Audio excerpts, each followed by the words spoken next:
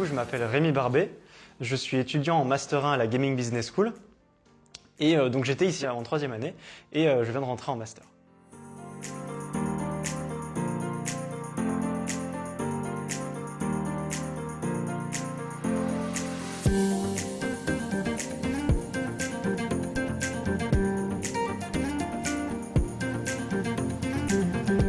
J'ai commencé, donc j'ai eu mon bac S, mention rattrapage, et après ce bac, j'ai voulu faire du développement informatique. Donc je me suis orienté vers une école de développement qui était Epitech à ce moment-là, sur Lyon. J'ai commencé donc cette première année de développement qui s'est bien passée, mais c'est vers la fin d'année où je me suis dit, bon, le développement c'est cool, mais j'aimerais bien faire un peu plus de communication, être un peu plus à l'oral, tout ce qui est la com finalement et le marketing, parce que j'aime bien faire des plans marketing. Donc j'ai changé d'école et je me suis retrouvé du coup en première année à l'ISEC pour commencer la communication et le marketing. C'était très magistral, on était un peu dans un rythme lycée. Et enfin, c'est après cette deuxième année que je me suis dit, alors la com c'est cool, tout le monde veut bosser soit c'est chez Chanel, soit dans le luxe. Et je me suis dit, attendez, moi j'ai pas du tout envie de bosser là-dedans. J'ai envie de bosser dans le jeu vidéo, j'ai envie de faire de la com, moi j'adorais ça. Et je voulais faire ça. Et j'ai été pris du coup en 3e année, donc après mes 2 ans d'ISEC, pour terminer mon bachelor finalement à la Gaming Business School. Je suis déjà grand joueur forcément, de toute façon, mais au-delà de ça, je m'investis un peu plus qu'en tant que joueur. On a autre chose que juste jouer. On peut pas juste dire voilà, j'aime le jeu vidéo, je veux travailler dans le jeu vidéo parce que j'aime. Non, il y a beaucoup plus que ça. C'est... Oula, ce grave qui touche le dessus sur Senna qui va pouvoir l'embrouiller instantanément. Le pêche ne touchera pas malheureusement. C'est dommage, le Z qui va toucher le clip. C'est dommage. C'est dommage que le piège de Kathleen n'ait pas touché, c'est vraiment dommage. Donc l'investissement, il peut être au niveau des communautés. Donc par exemple, moi je suis community manager pour des petites communautés ou des petits artistes du jeu vidéo. Et au-delà de ça, je suis coach du coup sur League of Legends.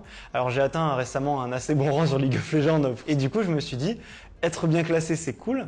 Mais le mieux, c'est de pouvoir un petit peu d'échanger et de donner un peu ses connaissances autres parce que c'est comme ça qu'on crée des bons joueurs. Donc j'ai été recruté par une structure qui s'appelle Arcadium, qui est une structure qui a plusieurs coachs, qui crée des équipes avec des joueurs qui s'inscrivent et ils assignent ça à des coachs. Donc moi actuellement j'ai 2 équipes et ça fait à peu près 3-4 mois qu'on travaille ensemble. Donc c'est ce que je fais de mon temps libre. Quand on décide de commencer ses études, parfois on a un plan tout fait et on se dit, moi je m'étais dit je vais être community manager. J'adore les communautés, j'adore échanger, je vais faire du community management. Et en fait je me suis rendu compte que déjà c'est pas un job facile, mais aussi j'ai des compétences qui peuvent s'appliquer à d'autres domaines. Par exemple, j'aime pas forcément le marketing, mais j'arrive bien à faire des plans marketing, j'arrive bien à faire des calendriers prévisionnels, etc.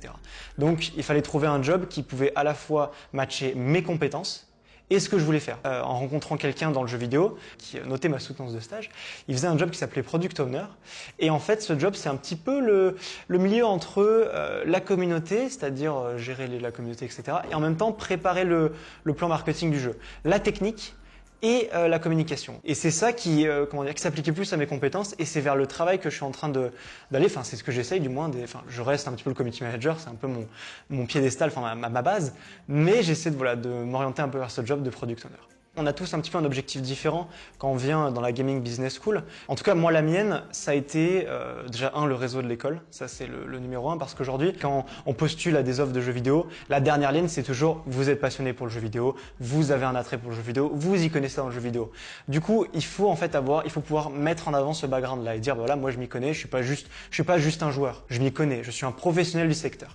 Et c'est ça que l'école, elle peut te faire valoir sur ton diplôme. Donc au-delà, je parlais du réseau. On a eu les masterclass la semaine dernière qui avait pour but de rencontrer des professionnels du secteur. Et ça, c'est très important parce que c'est maintenant qu'on peut être reconnu, c'est maintenant que les professionnels vont pouvoir voir quels sont les talents de demain. Mais toutes ces conférences, elles permettent à la fois de se mettre en valeur et en même temps d'essayer de voir chez qui on veut bosser, quel intérêt on a, quelle valeur on veut partager avec l'entreprise. Ça, c'est très important.